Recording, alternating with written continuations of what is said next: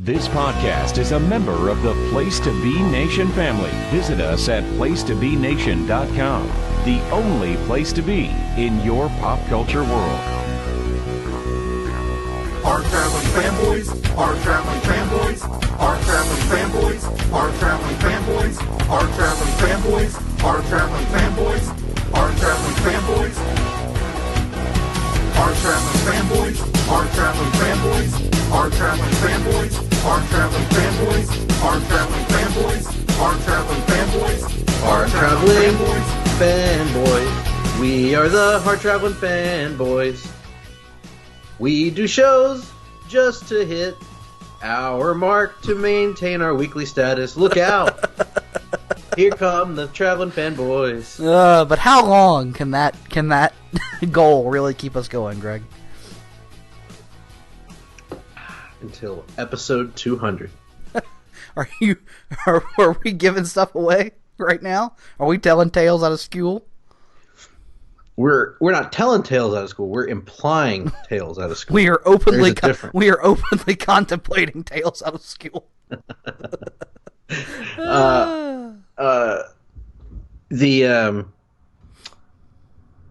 So why, Nick, do you suspect I might have been humming that tune at the beginning of our broadcast? I have a good indication that it might be now that we have bid farewell to Shazam month and Captain Marvel month and Avengers month and X month. I think it might be Spider month. Do you realize what this means, Nick? It means we are ever approaching having to come up with a fourth weekly rotational topic, right. And we ain't come up with a damn idea yet. That's exactly right. Everybody keeps saying, "Oh, why don't you just do the DC movies? Why don't you just do the DC movies?" Quite frankly, one, we don't want to, and two, most of them suck.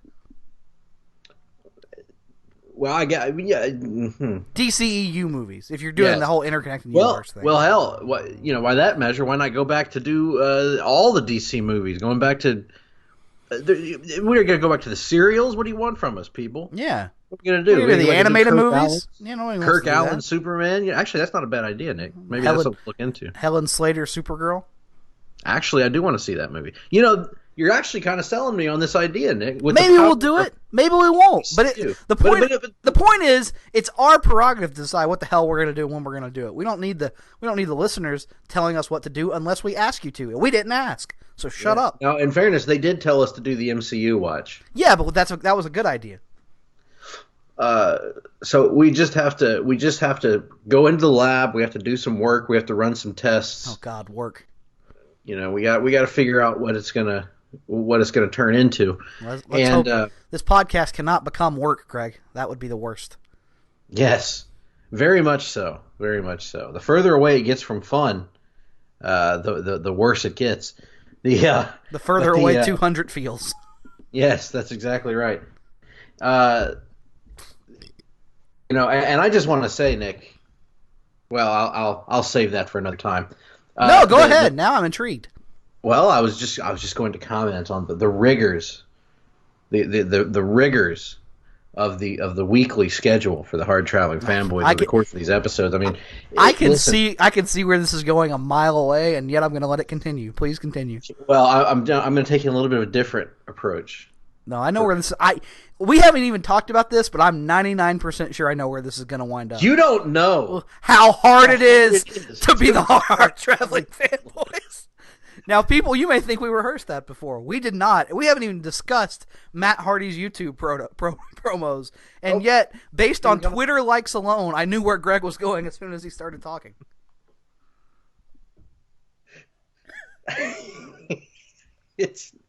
Man, if people have been following this show, people really, all they need to know about Matt Hardy's career, they could really learn from listening to the show, because I believe it was, when we first started in 2016. Yeah, I think the Broken Universe was the Broken Universe. And right when the beginning of the Broken Universe is kind of when we started our show, and it influenced our references there. And now, once more, we've come full circle as Matt Hardy has yet again reinvented himself. And this isn't even on television. This is just on YouTube. This is just on Twitter. This is YouTube. A guy getting himself over through Twitter. Imagine that. I'm sure they'll do something with him. They won't. No, they won't. But they should. But nonetheless, we are here of course, as we are every week in the Hard-Traveling Studios, with an abbreviated edition of Countdown. Now, you may notice once we get through this episode, we are only going to be doing a countdown, no rundown, no reading and watching, none of the usual rigmarole, no appearances from Mr. Ross. He couldn't make it to the studio today. And this is all because we're trying to get Nick packed up and ready to go on his big vacation. Yeah, I'm actually. This is being recorded in advance. I've got a week of beach ahead of me, and I'm not. I must be honest, not the biggest fan of the beach, but I am looking forward to not working for a week primarily. So no, you're more a fan of the old FX series Son of the Beach. Son of the Beach, or the Leonardo DiCaprio film The Beach. I don't know what that is. Well, Leonardo DiCaprio was in a film about a beach, and it was called The Beach.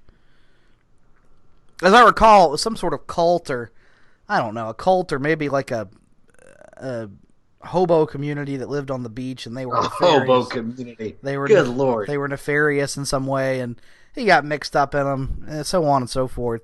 It was pretty boring, but what can you do? Well, that notwithstanding, we're not here to talk about Leonardo DiCaprio or hobos, certainly.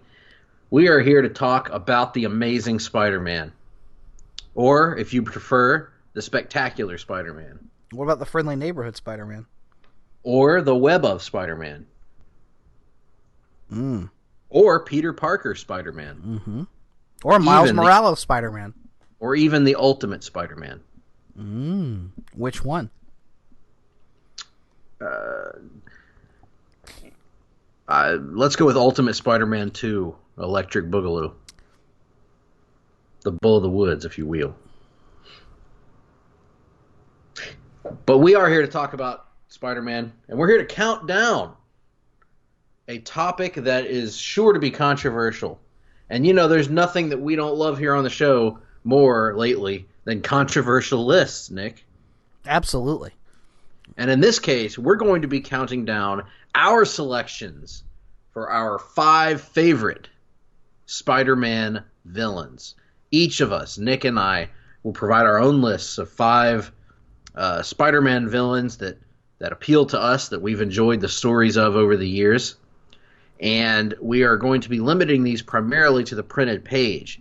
So we're not going to be judging them based on their butcherings in movies or what have you, or their, in the case of the Vulture, their greatly exceeded versions in the movies. We're only going off of what's on the page. Notice you use the Vulture there and not your other controversial opinion that I'm sure we'll get into here shortly. My other controversial opinion. Yes, you would say that the Vulture was greatly enhanced. Yes. By being put in the film, and because he's not very good on the comic page, right? You have a controversial opinion about another villain that's been featured in a film who you don't believe is very good on the comic printed page. Oh, absolutely. I've said it before, and I'll stand by it. And we'll have an opportunity to get into that. We'll have an opportunity to get into that.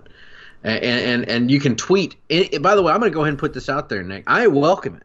I welcome any people that want to engage me in a Twitter beef regarding my list. And if you got a problem with my list, I want you to go on to twitter.com, and I want you to wait until I get my list, obviously, and then I want you to tweet me at JRSBBQ and let me know what you feel. Mm-hmm. Okay? I'm going to put that out there. All right, now let's get this thing Are you cracking. trying to fill JR's Twitter feed with primarily young, primarily male, primarily defiant men? I'm just saying. I think that may happen. That may happen. Plus, I also just like to imagine none of this will make any sense. So I just like to. Well, quite frankly, you're Pet Coon Goofy. I don't know who or what an Electro is. Oh Lord!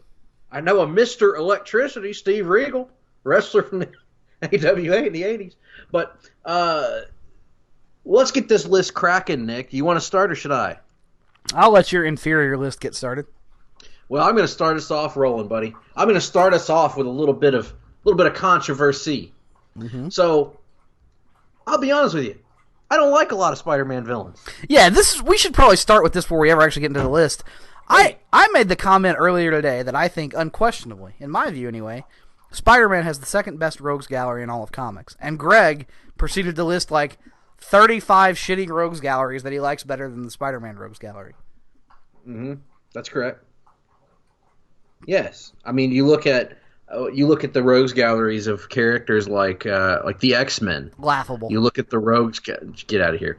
The rogues gallery. A rogues gallery so deep that every time it's adapted, they do the same villain over and over again. Well, that's like saying Spider-Man's is so deep that every time it's adapted, they do Norman Osborn with his head in Norman a jar. Osborn, Harry Osborn, the Sandman, the Lizard, the Vulture, Yes. Electro. How many of them have been good? Venom. How many of them have been good? I mean, like 7 different ones have made it to made it off the printed page, whereas the X-Men, all they have is Magneto. How many of them have been good? It's like saying that, like, it's the same thing with Superman. You do Lex Luthor 7 times every time there's a damn Superman movie. And it's not anything to do with the comic book. It's to do with Hollywood producers and what they want.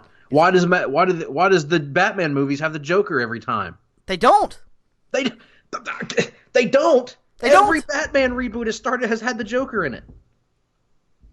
60s, 89, 2008. Yes, but they have other villains as well. My point is, the X-Men have used Magneto. Greg, how many times? How many times? Too many. But they also had Apocalypse. They also had Sebastian Shaw. They also had the Dark Phoenix. Both of them weren't very good. And the same could be said for Spider-Man, Nick. That's not true. Spider-Man 3, was that any good? No. Spider-Man 2. Your beloved Spider-Man 2 is one example of using another villain that was good. Just like, what's his name? Man of Steel. Your favorite Superman movie that you think is so much better than the Richard Donner movies, Man of Steel. Who was the villain in that, huh? General Zod. And wasn't that an original creation of Richard Donner for a movie? No. General Zod existed before the movie. Surely. I'm going to look it up right now. I'm almost positive of this. Well, I shouldn't say that. Yeah, he first appeared in Adventure Comics number 283, created by Robert Bernstein. I wonder if that's the same Robert Bernstein that I know from nothing. All the President's Men? Yeah. No. Anyway, the point remains, you have shitty opinions about the status of I have Spider-Man's Rogues Gallery. You have shitty opinions about the Flash's Rogues Gallery. I said the Flash earlier, and you scoffed at it. I did. Said it's a ridiculous notion that the Flash even has a good Rogues Gallery, which is just as bad as saying that Spider-Man doesn't. Listen, I'm not saying I can objectively admit that Spider-Man has a very deep Rogues Gallery, one of the deepest in comics. However, how much of this Rogues Gallery ever has appealed to me? Not much. Not much. I haven't liked most of them. I like some, and we're going to talk about the ones that I like. And I'll tell you, Nick, I had so much trouble coming up with 5 that I really knew about and liked, because a lot of the characters that you would think of as Spider-Man villains, like Electro or the Sandman or Rhino or Mysterio, the Chameleon, the Lizard. God, I hate the Lizard. Oh my God! Fuck the Lizard. Oh, but let me ask you a question. Fuck Greg. the Man-Bat for that matter. I don't like the Man-Bat. They're the same character essentially, and they both suck. There's a major difference between the Man-Bat. Tell me, really? Tell me the difference. The personal connection between the hero and the character. He's his teacher. Everybody is Peter Parker's teacher. Oh my God! No, he's not. Otto Octavius. Actually, I believe originally he was not Peter's teacher. I don't know what retcons they've done in the years since. He's his teacher, and he turns. I don't give a shit about that. I've never liked the Lizard. Not even when I was a kid and I was watching the animated series. He was the most boring character to start out the animated series with, and he got better and better after the Lizard episodes, when they focused on cool villains like Alistair Smythe and who else? The Spider Slayers, which is part of Alistair Smythe, I'm aware. People like that. Just keep your Lizard. Yeah, the animated series went straight to Alistair Smythe, right? They didn't really do Spencer Smythe. No, I don't remember Spencer Smythe. Spencer Smythe was his pappy. Yeah, he might have been on the show, but I just don't remember. I think he was actually, but he was just really old. Old. When the show started, he was old, so he was never really like the primary. He was one of those like old companions of Wilson Fisk. And didn't Alistair Smythe have the Charles Xavier wheelchair? Yes, that's right. Yes, yeah. a metal wheelchair, giant metal wheelchair that would never fit through any door, and yet he got through every door without problems. Anyway, continue. No, and he had a ponytail too.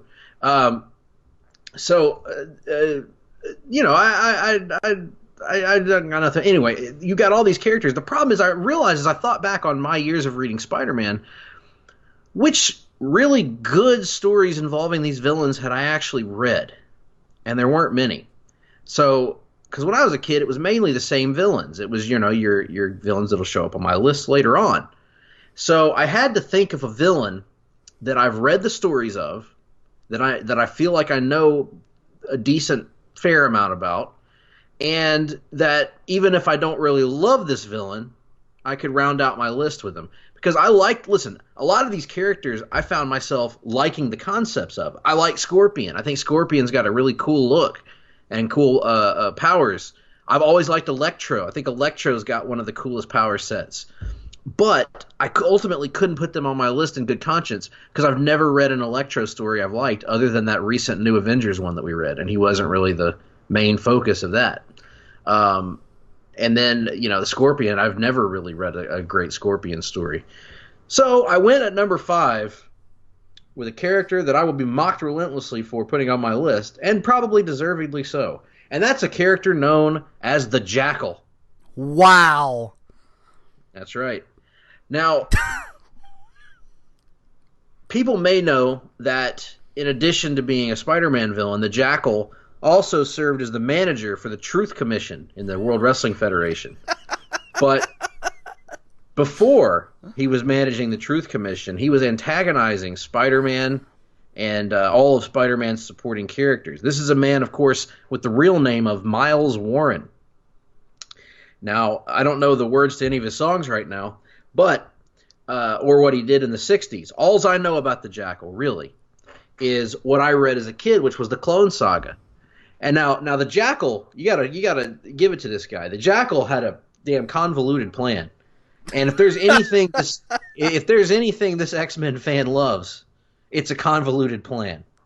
Now, the Jackal did genetic experiments on people. You know, he was a scientist. He was a man of genius, a biochemist, a cloner, and he also happened to be a talented martial artist and gymnast, it says here. But where would you have time to do all that? I don't know. But anyway, he's experimenting on people, and wouldn't you know it, Nick? Who do you think he served as an assistant under? I know who he served as an assistant under, but I'll let you go ahead. None other than the High AF Evolutionary. And you know, his Knights of Wondergore and all that. We got a lot to say about the High Evolutionary, and we'll say more about the High Evolutionary at a later time. He wasn't eligible for this list, unfortunately. But nonetheless, he takes the High Evolutionary's ideas and his ideals and starts working on stuff. And what does he end up doing? Why, he creates clones of Peter Parker. And as it turns out, the Jackal's master plan of cloning Spider-Man would take the course of about 20 years to really play out. And in that time, we would come to learn, and then unlearn, and then learn again, that one of these clones, Ben Reilly, one of these clones was thought to be killed, but actually survived and went off into the world with Peter's memories, while Peter had his normal life. Another of these clones, Kane, had a terrible scar on his face, and may have been the inspiration, now that I'm thinking about it, Nick, for the World Wrestling Federation's Kane. Yeah, he was actually fathered by Paul Bearer. He is the bastard clone of Paul Bearer and Peter Parker. And so Kane was an evil clone that went out and did bad things because his face was scarred and he was angry at the world. And all these clones descend upon Peter and send his life into madness and insanity. And the Jackal reveals that, in fact, Ben Reilly is the real Peter Parker. And Peter Parker is not the real Peter Parker, as it turns out. Lord. So imagine the agony that Peter must be going through, Nick. He's just learned that he's not even real. He's not even him. he is a synthetic creation of the Jackal, this evil man from the Orient. He's not from the Orient, who does experimentations upon him. And now Peter goes off to die, presumably, because all the clones are dying everywhere. And Ben Reilly takes over as Spider-Man with the new knowledge that he's actually Peter Parker, although he still calls himself Ben Reilly. Well, son of a bee sting, it turns out Peter was Peter after all, and Ben was actually Ben, a clone. Now, how did vanished. Thanatos and Poindexter play into all this?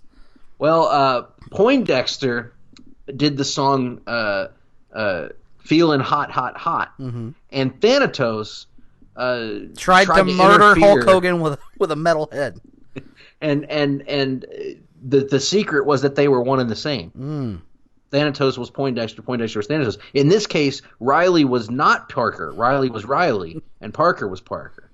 And so, anyway, it drove them all crazy. It messed everybody up for years. You know, Miles Warren is kind of lost to history now. The Jackal's not a big factor in Marvel Comics, but by George, he was a villain that appeared in Spider-Man comics when I was a kid that I read the stories of and liked. So, at the time. So, the Jackal is my number 5 Spider-Man villain because I simply have not encountered any memorable stories involving these other guys. I bet as you were making this list, you were wishing you had just chosen to do the Spider-Man movie ranking as I proposed. Oh, absolutely. 100%. When you said that you wanted to do the villain countdown, I was like, oh, he's going to regret that. And sure enough, you have.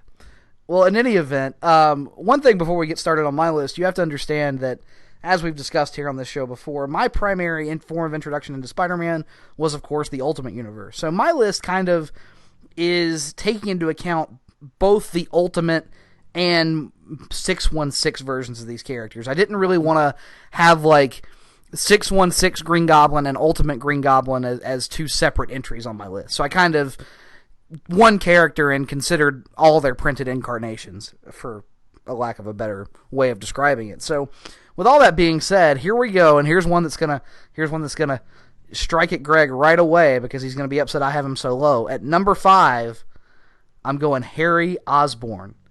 At number 5, most people would know him as the second Green Goblin from the mainstream universe, the son of Norman Osborn, and most importantly, the key to this character, what makes him a great villain, as I've often said with characters like Harvey Dent, who people know as my favorite Batman villain, his personal connection to Peter.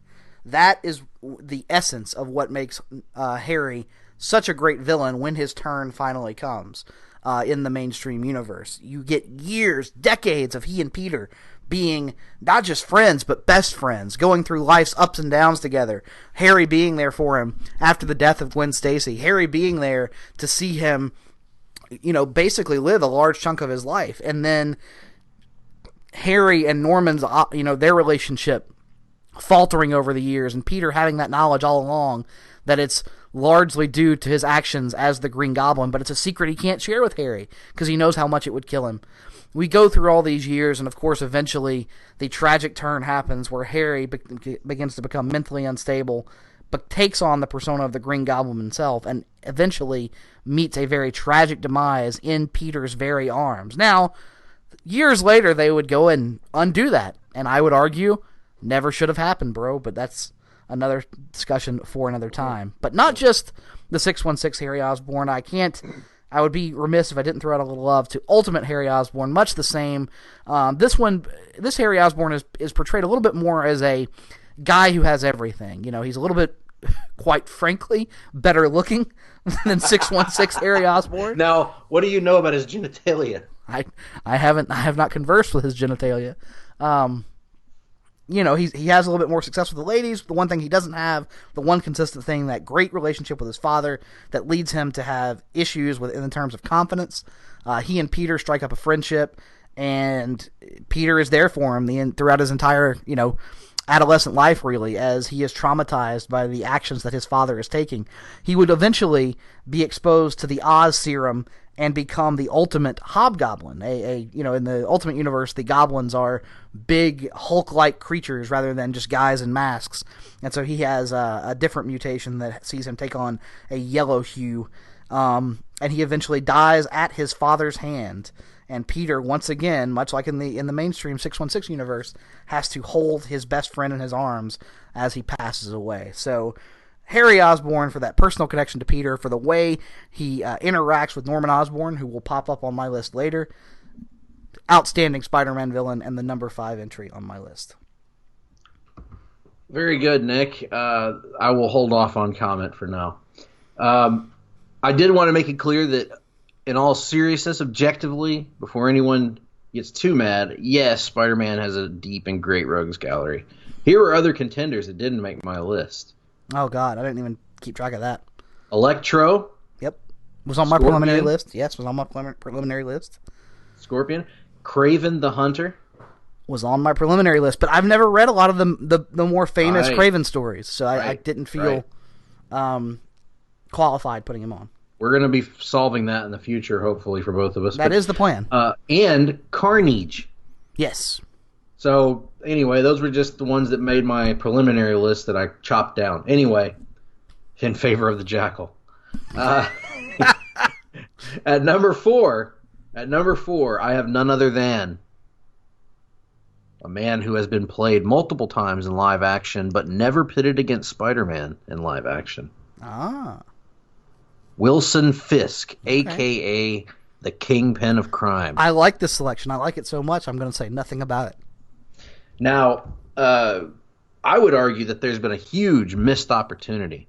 To use wrestling fan terminology, money left on the table by not utilizing the Kingpin and Spider-Man dynamic in live action to this point. However, the Kingpin for many years was a Spider-Man villain. Mm-hmm. Predominantly a Spider-Man villain. Over time, though, Nick, we talked about this during our time-honored tradition today, that it feels like over the years, Kingpin has kind of been absorbed by other characters. Predominantly Daredevil. Predominantly Daredevil. Which makes a level of sense, because Daredevil stories tend to be more street level and kind of doing a noir-type form of storytelling. But also the Punisher. Right, the Punisher as well. But organized crime can be a part of Spider-Man's world. It doesn't need to be necessarily the entire focus as it is for Daredevil or the Punisher, for example. I agree with that. My counter to that is some of the great Kingpin stories over the years involved less of the sort of what you think of as street-level organized crime and more corporate crime. More wheeling and dealing in ivory towers, introducing characters like the Rose, who was his son, Richard Fisk. And so while Kingpin has kind of become more of a villain for all the street-level Marvel characters based in New York, which is virtually all of them, bro, Spider-Man's really where it all started. And I think there's something inherently fun and entertaining about that Parker humor, that Spider-Man humor, contrasting with the Kingpin's overly serious nature. The Kingpin's a thinking man, a wise man who takes his time to consider every action that he makes, and he has no time to suffer fools. Well, Spider-Man certainly behaves like a fool when he's around the Kingpin, and I think the best example of this that I've ever encountered is that opening couple volumes of or maybe just the opening volume, I can't remember, of Ultimate Spider-Man that we reviewed back in the column days. Brian Michael Bendis writes that, and it's my favorite part of that, because Nick, I wasn't blown away by it, but my favorite part of it was by far the Spider-Man and Kingpin interactions. Mm-hmm. We talked about that at the time, that it was so funny. It was so great. Spider-Man making constant fat jokes at the expense of the Kingpin. The Kingpin getting increasingly angry as he's moving around his 400-plus pounds of supposedly pure muscle that is disguised as fat, and still having trouble getting his hands on Spider-Man. But if he does get his hands on him, then Spider-Man's cooked, and you know that. So, it's just such a fun dynamic that we've seen play out over the years. We've also seen it play out in animation. Kingpin was the main villain of the Spider-Man animated series in the 90s. Kingpin was also the villain in the excellent Into the Spider-Verse film last year, where he was in opposition to both Peter and Miles. So Kingpin is a great foil for Spider-Man, and I understand why he's used by other characters, but I think it would be cool to see him interact with Spider-Man a little bit more Now he may be even nowadays, for all I know, but I would love to see some more great Spider-Man and Kingpin interactions. I think it's a dynamic that in some ways works better for me than the Norman one does at this point, only because the Norman and Peter relationship is so personal, but there's something fun about the impersonal relationship between the Kingpin and Spider-Man. Daredevil and Kingpin have the personal rivalry. Kingpin and Spider-Man just have that adversarial relationship where Kingpin's a bad guy and Spider-Man's a good guy, and Spider-Man just happens to be a good guy that can get under Kingpin's skin really, really easily. Mm-hmm. So it's a lot of fun for me, and I've always enjoyed it. Absolutely. I will have more to say later on, actually. Moving on to my number 4, and here we go. Let's go ahead and set the stage for this. At number 4, Greg, I have... Go ahead. Otto Octavius, also known as Dr. Octopus. Now, before Doc Ock, also known as Doc Ock. Doc Ock, yes. Now, before it's all said and done, I'll give you an opportunity to share your slanderous Doc Ock takes, but we'll hold off on that for now. No, I'm fine. I understand he's well liked. Doc Ock is a really good character. The way it's been described by many people, or some people at least, is he is often seen as what could have been for Peter. He's a seemingly normal guy, a really smart guy, who has been picked on throughout his life, who has kind of had a rough upbringing. And when opportunity presents itself, rather than doing the right thing or using his abilities and his gifts to help humanity, he chooses to use them for his own personal gain and his own self-glorification. So he kind of, in some ways, is that mirror image of what Peter might have been had he gone down the wrong path. But over the years, he's tormented Peter in numerous ways, whether it's dating his Aunt May and almost marrying her, whether it is continually being the one guy who can one-up Peter in terms of intellect. What people forget oftentimes is that Spider-Man is not just a physical character. Peter Parker is a borderline genius, and his scientific acumen has been a major part of some of his best stories. And yet Otto seems to be the one guy who is consistently able to get one over on him. And probably no example greater than that, even though I'm, as you know, Greg, no great fan of this run. But certainly a way to get Doc Ock over as a major villain. He actually, in recent years, was able to steal Peter Parker's body, take over the body of Peter Parker and become the superior Spider-Man, push Peter out of his own psyche, because Doc Ock was ailing from cancer and was able to, through convoluted comic book means, put his consciousness into Peter's body and lived years as Peter Parker, taking actions that Peter Parker never would have taken. And this really steps up that rivalry between the two to a whole other level. So for a combination of factors, the flaunting of the Aunt May relationship, the scientific acumen, and most recently, stealing the man's damn body, Doc Ock. The fact that his name is Otto. What's wrong with Otto? Nothing. I'm just saying that's another reason in his favor. Absolutely. Like the great artist Otto Schmidt. Indeed.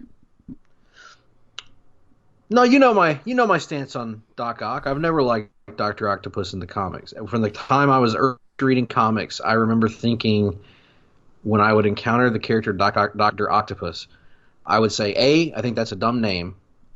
B, I think he's got one of the worst looks of any villain I've ever seen in my life. My God, the guy looked like this is what I thought as a kid. Now the guy looked like old man Elton John. He looked like a 50-year-old Elton John, and was not intimidating in the least. Had a gaudy green and yellow outfit. Just a man out of time to me. Did not look cool. Did not look updated for the 90s. Did not look sleek in any way. Did not have. And I know he's a bad guy. Maybe that's the idea, but it just wasn't interesting to me at all. Never was. I never encountered in a version. Hated him on the animated series. Never encountered a version of him that I found remotely interesting. Well, that's a bit harsh. I shouldn't say remotely. That I found interesting until Spider-Man 2. Sam Raimi's Spider-Man 2. Finally, they gave me a hook.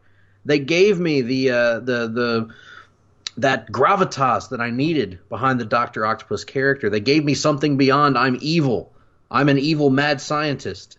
And so I latched onto that performance by Alfred Molina in that movie. And still my favorite Spider-Man villain in the movies. But ultimately, I have to go off of what I've read in the comics. And in the comics, he just never did anything for me. Now, that's just my opinion. It is. But I listed off all his more mainstream accomplishments. I must, of course, take a moment to acknowledge the character in the Ultimate Universe, which is really why he finds himself on this list. In the Ultimate Universe, he is revealed as kind of the brains behind the operation of Oscorp. He is the one responsible for the creation of the Oz formula. He is the one, it is implied at various points, who may have been responsible for the accident that wound up creating the Green Goblin. He is the one who is revealed as the mastermind behind the ultimate version of the Clone Saga, who has been tormenting Peter from afar for years, and taking pride in the fact that he can get at Peter anytime he wants to, and that Peter is arguably his creation thanks to his exposure to the Oz formula. So lots of great stuff in the Ultimate Universe with Doc Ock, and just cements his place on my list. Very good, Mr. Lau. Let me move on to my own iconic, arguably the most iconic Spider-Man villain. Here at number 3 for me. And this is a character who has hair that resembles a Satan athletic object named a basketball. He has, he's a rich, powerful businessman. He's also the most overdone Spider-Man villain. However, there's no denying his greatness as a villain, much like the Joker or Lex Luthor. I give to you, ladies and gentlemen, Stormin' Norman Osborn, a.k.a. the Green Goblin. So, why does Norman Osborn make my list? Well, it'd probably be easier to say why he's not at number 1. Simply because these other two characters in front of him connected more with me as a kid. And because I think it's kind of diminishing returns with Norman always coming back with variations of the same scheme to get at Peter. But Norman Osborn's a great comic book villain. One of the earliest Spider-Man villains. I have not been reading the 60s Marvel as you have, Nick, but certainly one of the influencing factors in a young Peter Parker's life. And, of course, the Green Goblin is responsible for the greatest tragedy in Peter's career as Spider-Man, which is the death of his girlfriend and the love of his life to that point, Gwen Stacy. Norman Osborn is directly responsible for that. And that's something that you can't take back. That's something that will always be there, will always haunt Peter's subconscious, will always be in the back of his mind, the fact that this is the guy that killed Gwen, that snuffed her life out before she had a chance to even grow to adulthood, before we had a chance to see what we had between us. Norman has popped back up multiple times over the years to cause problems for Peter, whether it was as the Green Goblin or as Norman Osborn or even as the Iron Patriot or whatever during Dark Reign. He has constantly caused problems for Spider-Man and his friends, presumably Superman as well, which is what I was about to say for some reason. And he's just constantly a thorn in the side. Every time, Norman Osborn, I equate him to the Stefano DiMera of Spider-Man comics. Every time you think he's dead, the Phoenix rises once again, and he comes back to haunt Peter and his family and his loved ones, whether it's almost killing Aunt May seemingly a dozen times, whether it's killing Gwen Stacy, whether it's injuring Mary Jane, the new love of Peter's life after Gwen, whether it's secretly, spoiler alert, secretly financing everything the Jackal did to set up the Clone Saga, to mess with Spider-Man and make him think that he wasn't real. Whether it's then forcing Spider-Man to watch his clone brother get vaporized into dust by a pumpkin bomb. Well, as a result of getting hit with a pumpkin bomb and a clone virus, just to screw with Peter. Whether it's revealing to Peter that Gwen Stacy and he had an affair years earlier that led to twins. I mean, this guy's just not. You kind of buried the lead there a bit.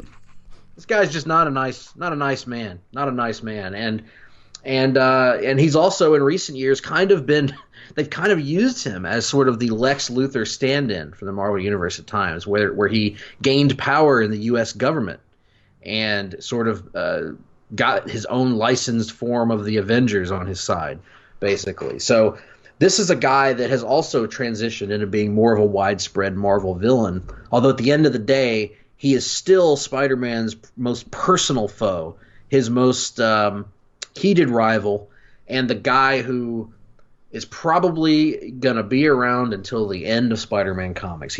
Every writer's going to want to do their Norman Osborn story, and that's just the way it is. So, Norman Osborn, number 3.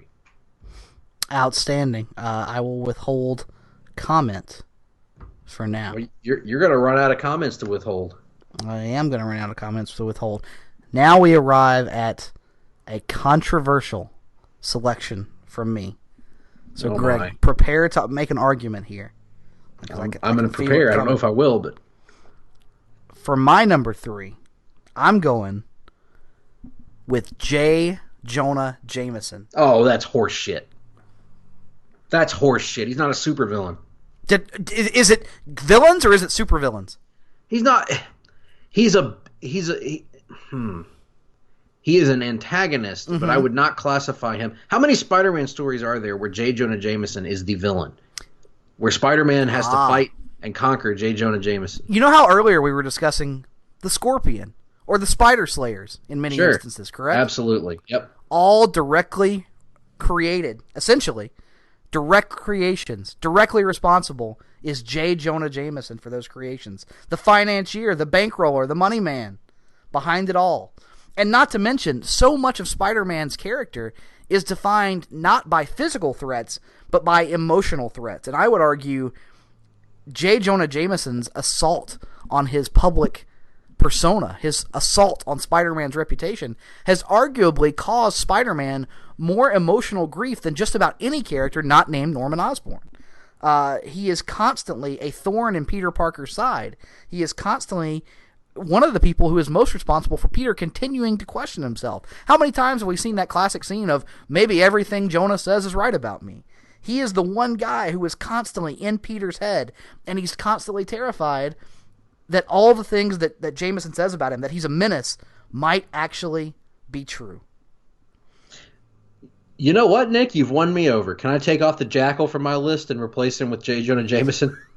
I'll allow it.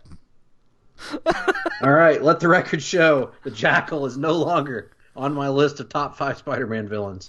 Is he ever the main focus of a story? Rarely. I'm sure there are some out there. I would have to go back and look. I haven't read every Spider-Man story in history. Spider-Man! But he does drive so much of the narrative of so many Spider-Man stories. I think you have to consider him a villain, at least as it relates to Spider-Man. Now, Peter Parker himself, he and Jonah at varying times have had this begrudging, kind of borderline respect for one another, and there have certainly been more sympathetic takes on Jonah that have been introduced, especially in the Ultimate Universe.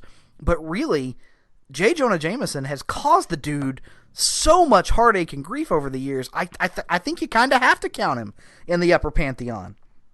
I mean, think about how much better Peter's life would probably be if J. Jonah Jameson weren't in it. He'd be a happier person, and he'd probably be making a lot more money and wouldn't have constant financial problems the way he does. All that stuff you just said is true, but think about it and imagine if it's Hal Jordan without Carol Ferris in his life.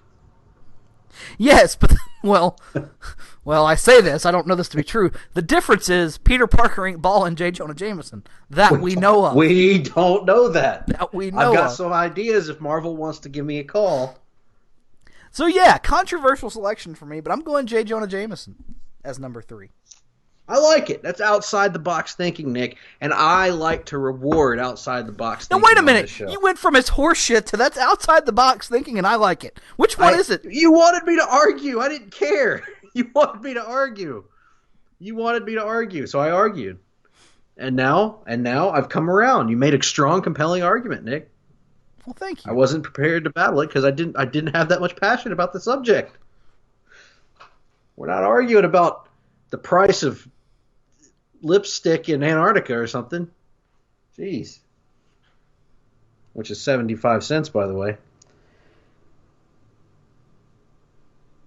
Number 2. My number 2 is... I'm trying to think of this. No. I would not have been reading that far back. Number 2 was my favorite... maybe my favorite villain when I was a kid. Probably. Along with the number 1, back and forth. But certainly number 2 was the coolest. And I think number 2, of all of these characters, number 2 has the best design, the coolest design of any of these characters. That's because he was designed by none other than the legendary Todd McFarlane. My number 2 Spider-Man villain is Eddie Brock, a.k.a. Venom. So I like it, and I thought for sure he'd be on my list, and yet he's not. Spoiler alert. I feel like every character, and we've seen this play out in the MCU to varying results, every character, great superhero, needs to have his opposite, his sort of reverse version of himself. For instance, I'm thinking of someone like, hell, I don't know, Captain America having Captain Arab in the Ultimates. Your other side of the coin. Batman has Hush, or some of these other Bane is a great example of sort of a flip side of Batman. Superman has Bizarro. The Flash has, the reverse Flash. Green Lantern has Sinestro. Venom is kind of that for Spider-Man. He is the inverse, whereas Spider-Man is all heart and brains and compassion for his fellow man. Venom is all hunger and envy and jealousy and rage. And the idea of taking Eddie Brock's built up jealousies and built up insecurities about his job as a journalist with regards to comparing himself to Peter Parker, taking that and almost drawing upon the earliest adventures of Spider-Man. I know from listening to the Marvel Age podcast where Peter Parker himself was very jaded and bitter when he was in high school, as he felt marginalized and picked on. Well, this is kind of the inverse of that, where so does Eddie Brock. But unlike Peter, Eddie never breaks good. Eddie breaks bad. And he hooks up with this alien symbiote who is looking for someone just like Eddie. And together they form this ravenous creature known as Venom that has the ability to be undetected by Spider-Man's spider sense. He can sneak up on Spider-Man whenever he wants to. He can literally be this horror movie monster for Spider-Man comics, which he was in the day. He was a horror movie monster who would show up, who could forget the image of Venom showing up at Aunt May's to menace Aunt May. Who could forget Venom shocking Spider-Man in his own apartment? They have these fights, and it gets to the point where he's stronger than Spider-Man. He's faster than Spider-Man. Spider-Man has no way to defeat this guy hand to hand. He has to use his ingenuity and come up with a way to beat Venom. And he does through the use of the bell tower or through the use of the sonic gun from Reed Richards and other stuff. So, he finds ways to beat Venom. But Venom is that character that just... And then you have to fight Reed Richards' giant metal dog whenever you're trying to get the sonic gun from the Fantastic Four headquarters. Absolutely. And then if you do that, occasionally the Demon Goblin will show up. Yeah, Carry On. With, Cloak and Dagger. Cloak and Dagger. Might show up to help you. Jean Grey, I think. Maybe. I don't know. And then the game has 85 levels to it and feels like it never ends. And you never actually beat it. And nobody ever beats it. Right. So all that stuff adds up to Venom being awesome. He was also super fun to play on the video games. Oh. I can't imagine picking Spider-Man in those games because Venom was so fun to play as. He had his own series in Lethal Protector. He was great in the animated series. He's just a fun character. And, again, so many of these Spider-Man villains do have great designs. But Venom is such a great and original and interesting design for a character. and one that I think, whether people like him or not, Venom captured the public's imagination at a time when comics were at their most popular, and it really feels like he's one of those characters that I think is ingrained in the mythos now at this point. Like, he's not to the level of the Green Goblin in terms of that sort of iconic character that you use over and over again. Well, I would argue that's probably predominantly because they love the character so much that they have gone out of their way to really lean heavier into the anti-hero stuff in recent years. Like, really since about 1995 or so, they haven't really used villain very much as a straight-up villain, and I think that has... They created Carnage specifically, I think, because they were transitioning Venom into the more the anti-authoritarian babyface role. Right. So to appeal to people, kids like me, primarily young, primarily male, and primarily defiant. Yeah. Young men. And when I think of young Greg, defiant, that's the word I think of. Hey, the guy who doesn't like Home Alone because Macaulay Culkin was too bad, was too mean to his parents. He was mean to his parents. He should have been a nice boy. But I was a nice boy, but I've always liked to live vicariously. If you had been alive in 1981, Bob Backlund would have been right up your alley, I feel. Well, Bob Backlund was a family man, but I like to live. I like to live vicariously through these comic book characters, and Venom just always had such a cool look to him and such a cool appeal that, and I've always enjoyed the story. I think the story of the symbiote's really good, or the symbiote is good, and so so Venom's my number 2. Love it or leave it.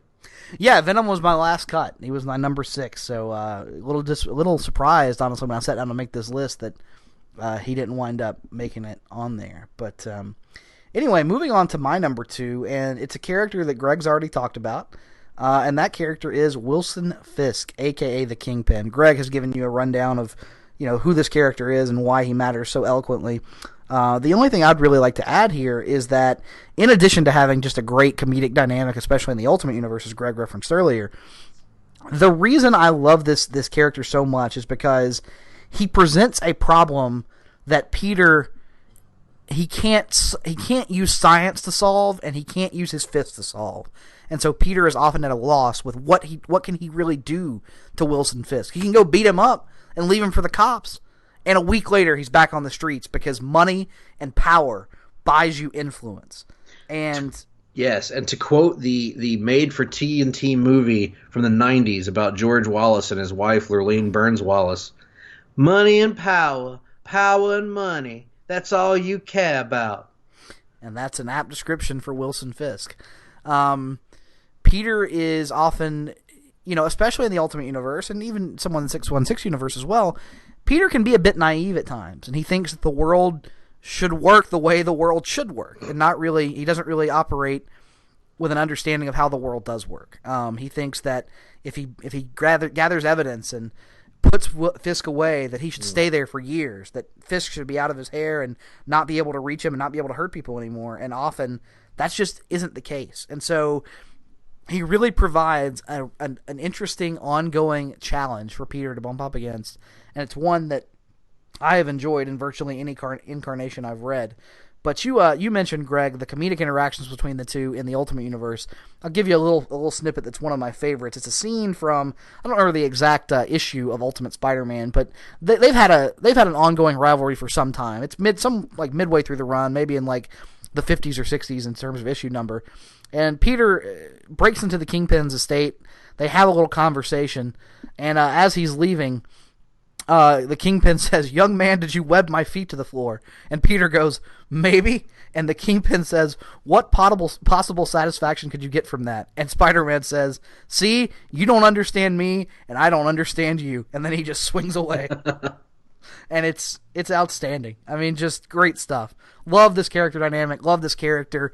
And I guess, again, because of the different kind of challenge he presents to Peter, he's my number 2 Spider-Man villain. And he's so haughty. Indeed. Well, I still hope one day we will get Vincent D'Onofrio, Kingpin, and Tom Holland Spider-Man sharing the screen. I do too, but I would not hold my breath for it. I am not. I'm not holding my breath for it. That would be insane. Some people can hold their breath a long time. Some people can. Michael Phelps, Superman, Namor the Submariner. In any event, I don't think he holds his breath. I think he just has gills. Yeah, whatever. It's all the same. Only the names will change. My number one character. We've reached the crescendo of the countdown here. My number one character is one that Nick's already talked about as well. It is a character that owes its existence to an earlier character on my countdown, and one that I suspect is about to be on Nick's. My number one character is Green Goblin 2, Harry Osborn, the son of Norman Osborn. Nick already addressed this character and talked about his magnificent story over the years. And I've often talked about Nightwing being my favorite comic book character, which he is. And I've talked about being a big West because these are characters that we got to see as comic book fans truly grow into their roles, and show a rare amount of character growth, which almost never happens in superhero comics. Well, Harry Osborn's kind of the mirror of that. For the villain side, Harry is a character that we've had a chance to see grow from being Peter Parker's best friend all the way through relationships and marriages and having kids, and all the way around to bouts of schizophrenia and bouts of mental imbalance, and then finally becoming that which his father once was, Spider-Man's greatest foe, the Green Goblin. It's such a great character arc. It's such an incredible journey to watch a character go on. It would be like, Nick, if we had a chance to watch over the course of 10 years as Harvey Dent transitions into Two-Face. Mm-hmm. Instead of just picking him up as Two-Face or seeing it told in one story. We got to see this Harry Osborn transformation over the course of about 20 years. And it all culminates in what is my all-time favorite Spider-Man issue, a Spider-Man issue I gifted from my collection to our good friend Russell Sellers, Spectacular Spider-Man number 200 by J.M. DeMatteis and Sal Buscema. And it's still my favorite Spider-Man story to this day. It is so emotional. If you've never read it, I recommend anybody to give it a chance, because it is one of those books that will wreck you emotionally, that will give you a sense of finality and conclusion in a way that a great movie can, the way that something like Logan did, the way that something like Avengers Endgame did. It really wraps up their relationship so beautifully and so perfectly, and yet so sadly. It is a sad story, but it also leaves you with a sense of hope, because he makes a heroic choice at the end of his life that separates him from his father. So Harry Osborn is a very important character to me. I think he is the most fascinating of Spider-Man's supporting characters, and also happens to be my favorite villain in the Spider-Man mythos, because I said that Norman was the most personal villain earlier, but really that's all on a superficial he's evil and I'm good level. I think that Harry takes that even to a different level of personal connection, because when Harry is the Green Goblin, he hates Peter with the same vigor and fire that Norman hates Peter. But Peter cannot bring himself to hate Harry the way that he hates Norman, because it's his best friend underneath all of that, and he blames himself for allowing it to get to this point. It's that guilt that's riddled in there, and I just love this character. My favorite Spider-Man villain, one of my favorite Marvel characters, really. And so, I like you, Nick. I think it was unfortunate that they decided to bring Harry back with the Brand New Day situation. I just think that was unnecessary, and luckily, as somebody that doesn't read the modern Spider-Man comics, it hasn't done anything to lessen the impact of Spectacular 200. That will always be there and will always have a powerful value to me, the same way it would whether I was still reading or not, because the story is always going to be there. But I think that Peter's story it's an interesting bit of tapestry in there to have that story of Harry's redemption, his fall and his redemption and his heroic death. And I think it's okay sometimes to leave well enough alone. Absolutely, and arguably well enough should be left alone more often in comics. But moving on to my number one, an extremely anticlimactic choice, but I would argue the correct choice. Sometimes the obvious choice is the right one. In this case, I believe that is so. And so my number one is, of course, Norman Osborn, a.k.a. the Green Goblin. Greg kind of laid it out for you, all the various deeds he has done to Peter over the years, most notably murdering Gwen Stacy, being responsible for, I would argue, the death that has had more of an influence on who Peter is today than even Uncle Ben dying. Uncle Ben defined Peter's first 20 years, or first 15 to 20 years as a character. Gwen Stacy has defined the years since. And again, let's not sleep on the fact that the man impregnated Gwen Stacy with twins that we found out years later, which was just a terrifying image that we'll never be able to get out of our brains, no matter. That hair, though. That hair. That hair and Norman's grimace was just one of those things that I care to have never seen. But that popped me. But go look it up. He's doing the grimace, I promise.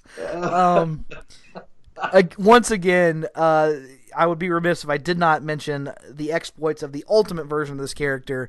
Ultimate Norman Osborn is there from the time Spider-Man is born, from the time Peter is first bitten by that spider, all the way up until Peter's final moments.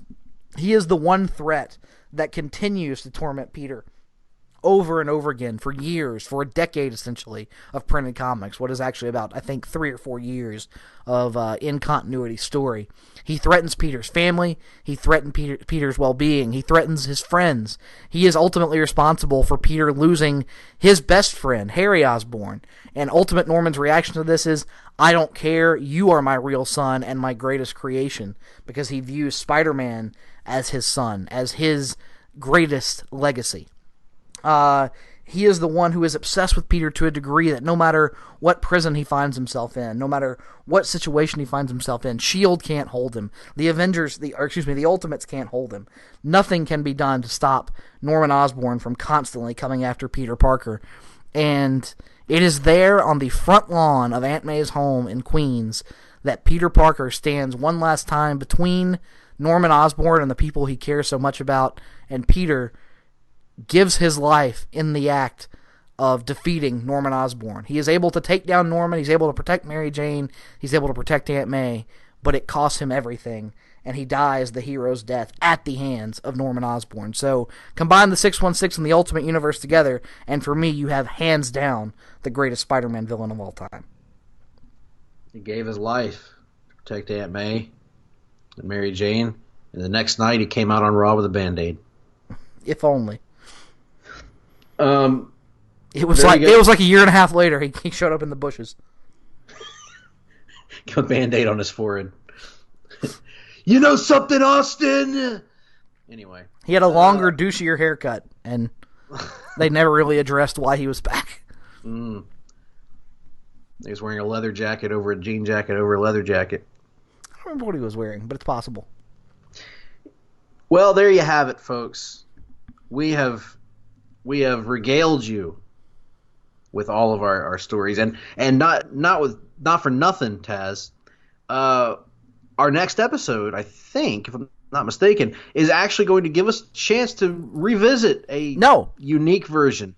Our next episode will be our very special review of Spider-Man: Far From Home. Well, then the one after that will give us a chance to revisit a very unique take on Norman Osborn. We've been looking forward to this for weeks. Greg, you must understand, people, has been a long-time detractor. Ever since I've known him, has been a detractor of the Willem Dafoe portrayal of Norman Osborn in Sam Raimi's 2002 Spider-Man. And yet, that's correct. In recent months, every time that portrayal has come up, Greg has laughed or had something positive to say about it. I can feel the tides of time shifting in the favor of Mr. Dafoe and his Green Goblin, and we are going to see if that if that trend continues when we revisit the film in a couple weeks. But again, before then, very special review of Spider-Man Far From Home, which, as you know, Greg, I am pumped for. Yes, me, and I am as well. I wasn't as big on Homecoming as you, but I think this one looks awesome. So I'm very excited to see how it all goes. Well, let us know feedback on my crappy list and Nick's better list by tweeting us at gphillips8652 or at nickduke87. Shoot us an email, gregp@placetobenation.com, nickd@placetobenation.com. And join the Place to Be Nation Comics Facebook page. We'll be sharing this post, and hopefully we'll have some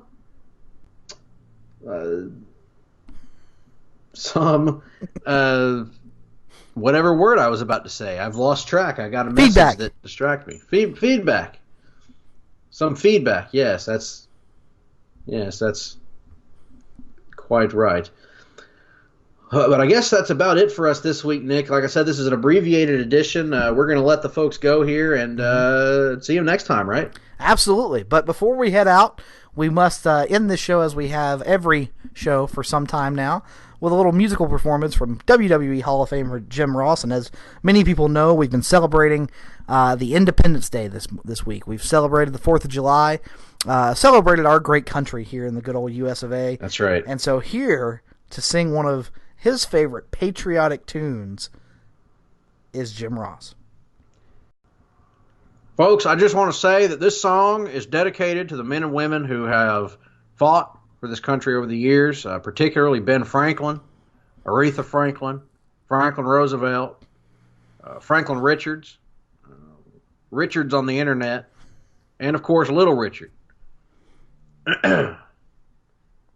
If tomorrow all the things were gone, all of them, that I worked for all my life, and I had to start again with just my children and my wife, I thank my lucky stars to be living here today, 'cause the flag still stands for freedom, and they can't take that away.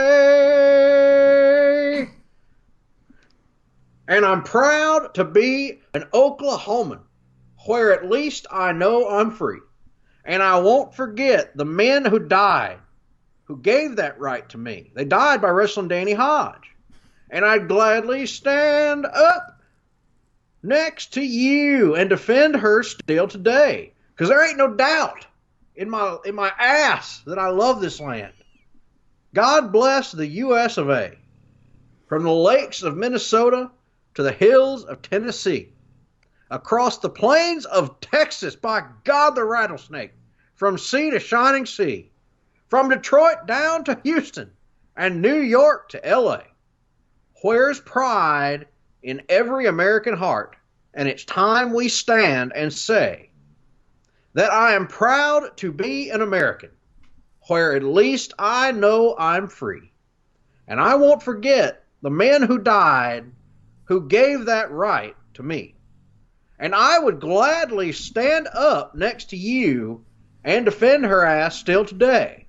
Because there ain't no doubt in my fanny that I love this land. Love it now. God bless the USA. And I'm proud to be an Oklahoman, where at least I know I'm free. And I won't forget Hodge and Dr. Death, who gave that right to me. And I would gladly stand up right next to your ass and defend her still today, because there ain't no doubt that I love this land. God bless the USA. Hard-Traveling Fanboys, Hard-Traveling Fanboys, Hard-Traveling Fanboys, Hard-Traveling Fanboys, Hard-Traveling Fanboys, Hard-Traveling Fanboys, Hard-Traveling Fanboys.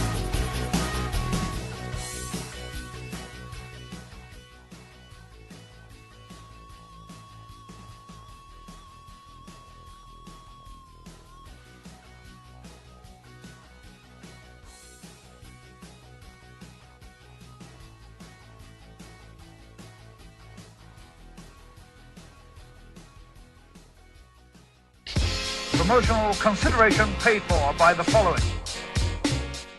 Place Nations, JT Rosero and Chad Campbell here. We want to let you know that we have over 24 podcasts available on iTunes, Stitcher, Google Play, and PlaceNation.com. We now offer them to you on 2 great feeds.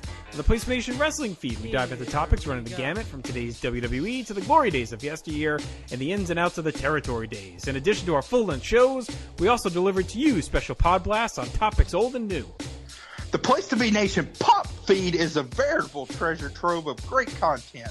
Offer tremendous shows covering the land of movies, television, life, comics, and sports, brought to you by the most knowledgeable and insightful folks in the podcast world. You can find all these great shows, plus archives of our past podcasts from over the past 8 years as well by subscribing to both feeds on iTunes. And while you're there, be sure to rate and leave feedback as well. All of these shows, plus others, available on PlaceMeNation.com, where we cover pro wrestling, sports, movies, comics, plus in-depth stretch projects, and much more. Be sure to support our site by using www.PlaceMeNation.com/Amazon when doing your online shopping. And we want to thank our friends at Boneheads Wing Bar, ProWrestlingOnly.com, and TheHistoryOfWrestling.com as well. Be sure to follow us on Facebook, Twitter, Instagram, and Tumblr. PlaceMeNation.com, the only place to be in your pop